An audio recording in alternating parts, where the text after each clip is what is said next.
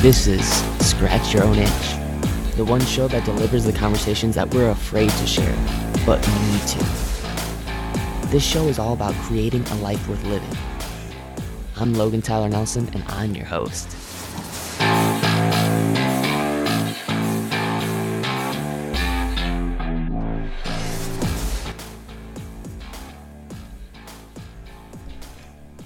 Hey, you. Yeah, just you. I'm talking to just you right now. So, here's another mini-sode of Scratch Your Own Itch, episode 41. And I first want to let you know that if you leave a review on this show, I would love to read it on the show. Recently, I got a review from somebody in which I would love to read for you.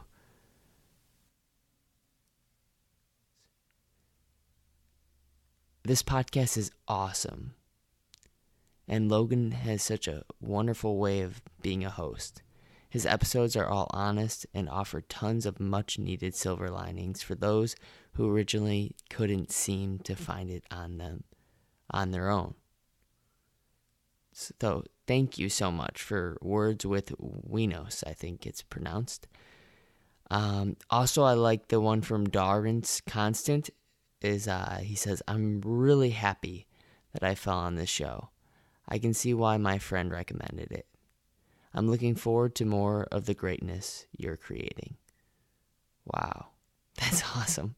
That feels really, really good to hear. So I also want to invite you to Scratch Your Own Itch Facebook group, and that is all about creating a life worth living, because that's what this podcast is about, as well as making you feel less alone, because we all go through these traumas and these struggles, and sometimes our thoughts are playing tricks on us, which is what this podcast is all about today. I'd like to title it, How to Be Resilient in the Most Important Business You'll Ever Have to Operate. So you might be wondering, what do you mean, Logan? Well, there's this peculiar trait that your brain has. If you let it, it can drive you absolutely crazy, cuckoo. Tell me if this happens to you. You get scared about confronting somebody in your life. That fear damages you, and you start wondering why you're so anxious. Imagine every day you wake up and you realize you can't breathe. You scratch and you search for an answer. In Google, for example, you look for an answer in Google on how to breathe. You can't find an answer. You're suffocating. You feel like you're going to die. What do? You think, I need to leave this world with something to remember me by. So you write out your death letter. Yeah, I'm sorry. It looks like it's the end of the road for me. I wish everyone the best. I want to give everyone one piece of advice that I wish I did more of. I wish I gave value to people. I didn't charge a single penny. I wish I didn't scam people and tell lies. Why? Because I'm suffocating with guilt. And you let this out. And it's a voice in your head. That critical voice in your head is always telling you how you're screwing up, always putting you in the worst case scenario. We all have it, though. Maybe not all of us, but a majority of us. I call it mini Trumpsaurus. It's this villain inside of our minds. And it's not going to save the world. No, we have to save our own world. Let's break down these voices in your head. What if you don't need fewer voices in your head, though? What if you just need more of them and the right kind of them? That's the scratch your own itch question of the episode. A plethora of evidence supports that the right voices in your head can make you confident, more intelligent, and more, buoyant from daily life struggles. So overall, resilient, having the right self-talk. When you want to muster your energy or self-control for a challenge, you might say, I can do it. And if that's what you're saying, I'd reply, no, actually, no, you can't. Well, that's what your kooky brain says, at least. So research shows talking to yourself using the word you is more powerful than using the word I. So what does Mr. Google say, though? Altogether, research showed that the second person self-talk strengthens both actual behavioral performance and perspective intentions more than the first person self-talk. All right, so if you're a little confused, I'm going to break this down for you. That person inside your head, the one I call Mini Trampsaurus Rex, to be clear, it's Trumpsaurus. And the one I hope you've named at this point, too, in which actually has more power to get your little keister moving you to talking to yourself. So are you kind of interested? Maybe not? Okay. Pull out your phone. Just a little bit closer to your face. We're putting a brain trust together. But you're all in on this. Here are the three voices that are chatting away in your head. Make this trust by just taking your phone right now and turning at the volume. The voice that makes you buoyant. Because honestly, who's someone that has always believed in you? Think about this person. Who has always had your back? Someone who believed in you more than you did. That's the voice you need to keep going when things get tough. And there's proof that this actually works, that this voice that's unlike your own, but someone that you look up to, a hero.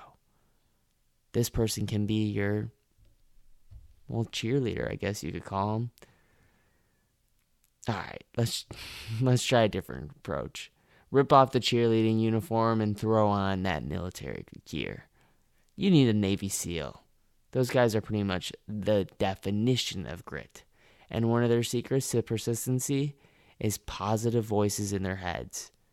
Voices from a hero, someone that's from a movie. Maybe it's the voice of Morpheus. Maybe it's the voice of Gandalf the Great. They use this voice to speak to themselves.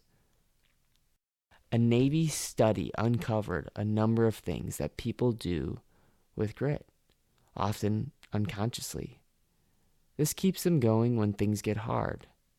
One of the things comes up, a psychological research showed that again and again, positive self-talk, yes, positive self-talk is what Navy SEALs use to step into this badassery. Badassery, I don't know where that came from, but one of the keys is that having a little, toy train inside your head, that little toy train that said you can in your head is not a bad thing. Because think about the vice versa. Think about the opposite. That little voice in your head that says you can't. Confucius said, he who says he can and he who says he cannot are usually both right. Those words can be positive or negative. It turns out, though, when you put a voice on this, subsequent studies of the military personnel back this up. When the Navy started teaching this sort of tool, the applicants to speak up to themselves positively, combined with other mental tools, started actually increasing the rate of their success with whatever physical or mental obstacle that they had to face.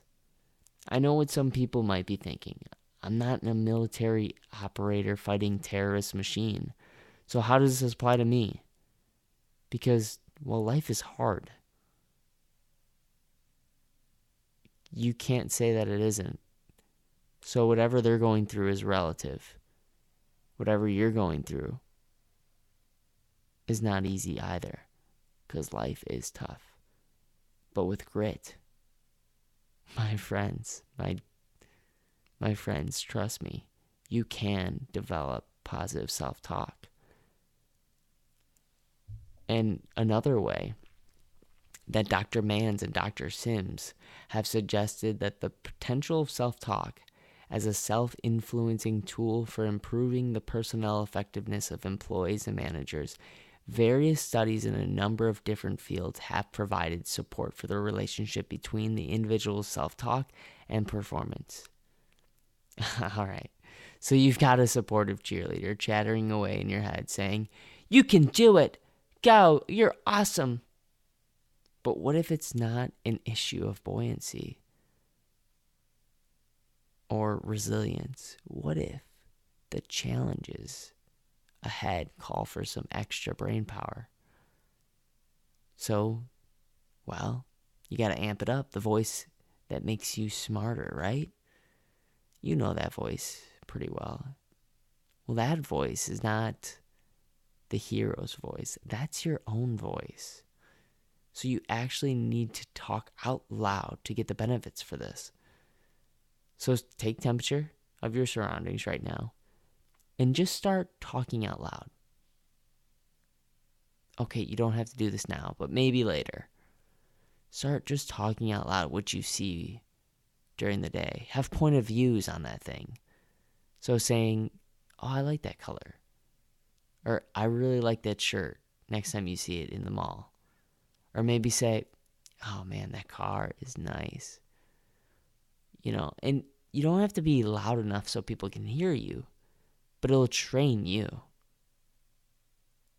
to be okay with the voice that you hear out loud. Because I guarantee the voice that you hear when you talk, when no one's around, is very similar to the voice inside your head. So, to back me up, I asked Mr. Google, "Dude, drop some real knowledge bomb on me." So it turns out that when older adults think out loud, their intelligence scores shoot up dramatically. Performance gains on this task were noteworthy, an increase of nearly 1 standard deviation, which means nearly 72%, which means keep talking out loud. This creates a huge boost in your ability to remember things you read too. So when you're reading next time, don't just read in silence. Try to read out loud. This production effect is the best benefit to your memory of having studied information aloud. Is way, way better than doing it silently.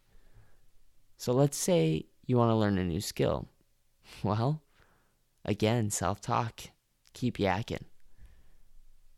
This self-talk is a technique which mostly improves concentration. Self-talk, though, is more effective than just your average novel reading out loud tasks. You can actually become more skilled in an area in which you've never ever studied before by reading out loud right away. And you might sound a little flubbed up at first, reading foreign words that you've never read out loud. But because your brain's working so hard trying to say those words out loud, you're more likely to remember them. I mean, think about it. It's like being a kid again. For the first time in your life, you were learning from people that were saying words that were so foreign that you had to put extra focus into saying those words. So, okay, you've got these two voices now. One's about getting grittier, and that one's going to be your cheerleader, and one's going to be the smarter one, right? But what if the problem isn't about improving your performance? What if you just don't feel good about yourself. You're down. You're like Debbie Downer. And maybe you're feeling guilty or you have low self-esteem. This is the third voice. Let's do this. My favorite subject ever is confidence. That voice that makes you feel better about who you are. Everybody always wants to improve confidence. If people just felt more confident, they'd be better at their jobs, be better leaders, be better friends, be better sex partners, and kids wouldn't smoke, drink, take drugs, or get bad grades. The world would be cool as hell. Well, too bad that's not true. Research shows that confidence doesn't cause all those good things. It's just a side effect, though, of healthy behavior. So you need to drum up confidence. No, that's not true either. The thing about confidence is you often gain confidence by just going through something physically. And the voice that you want to use is, yep, you might have guessed it, your own voice. So Queen Google Bee says on this one, in one influential review of the self-confidence literature, it was concluded that high school self-esteem actually did not improve academic achievement or job performance or leadership skills or prevent children from smoking, drinking, or taking drugs. If anything, high self-esteem appears to be the consequence rather than the cause of healthy behavior. So what do? Well, you got to start becoming narcissistic. Think of Tony freaking Stark. I mean, he knows that he could get his butt kicked from Captain America. All he's got is this stupid machine armor that he puts on. But Captain America's like a freaking soldier. He is a soldier made from a serum that's superhuman. And he has a shield that's made out of adamantium that's just as cool as any armor that Tony Stark can put on. But the thing is, the thing that wins out for Tony is his incredible disbelief in deception. Do you know what I mean? Does that make sense? He allows himself to call himself number one. It's like an Olympic athlete, right? They actually tell themselves on the finish, or on the front line at least, I'm number one, I'm number one, I'm number one. So, how do you actually get there though? You have to start with a process. You got to be compassionate about yourself. You got to focus on forgiving yourself. It's hard to, actually swallow this pill. I know. I'm trying it now. But why does compassion succeed where self-esteem fails? Because self-esteem is always delusional, which leads to good things, actually. To always feel like you're awesome, you need to either divorce yourself from reality or be in the treadmill of constantly proving your value. And at some point, you won't measure up. So you can only use this confidence tool every now and then. You can always use self-compassion. Self-compassion is the way to get there. Psychologist Albert Ellis once said, self-esteem is the greatest sickness known to man or woman because it's conditional. People with self-compassion don't feel the need to constantly prove themselves, and research shows that they are less likely to feel like a loser. And that leads us to the fourth voice. I said 3, but I'm going to add an extra one. This is your grandma's voice, or that one person that you can speak to that just turns your voice into complete kindness. Like you talk to this person. It's that kind of voice that you put on when you're trying to help someone. It's sort of, hey, can I help you with that? You know that voice. That voice is going to allow you to tap into this nice guy or nice girl voice. The person that is filled with love. So to wrap this all up, I just want to summarize it. If you're looking for positive self-talk, put on the grit voice. Get the cheerleader, the hero that you look up to. Secondly, if you want to get smart, well, you got to talk out loud in your own voice, but reading out loud does improve learning. That third voice is just, again, your voice. But it starts with self-compassion. That's how you process yourself into a confident state. And lastly, put on that server voice or that grandmama voice. You know, that soothing voice that you told whoever it is that you're trying to recover from. That, oh, I'm so sorry. That voice is going to take you the way. So, guys, I really hope this helps you in building resilience for the most important business that you'll ever operate. And I think that's your brain. And putting on these different voices is like putting on different clothes. Honestly, it is too. And it changes the game. Changes your life when you actually start habitually trying these out. But I want to round this out with, you can just hit that subscribe button and always get a new episode every time this gets released. And please know that this podcast means the world to me. So please don't ever be shy. If you want to start your own podcast and you don't know what direction to take, email me, Logan@LoganTylerNelson.com, and I'd love to get you started. Also, if you're looking for a way to start an idea and get accountability, join that Facebook group. Scratch your own itch, creating a life worth living, because that thing, I promise, will help you so much in becoming someone with purpose. And when you've got purpose, that is the Drano. It's like curiosity. It's the Drano to being sad or down or, I hate this word, but depressed. And it's true. That you can get really, really down and depressed when you don't feel like you have a purpose. So I want to help you find yours. Not that it's hiding behind a rock, but I want to help you develop it, at least. So, don't ever forget though, you matter and you're enough.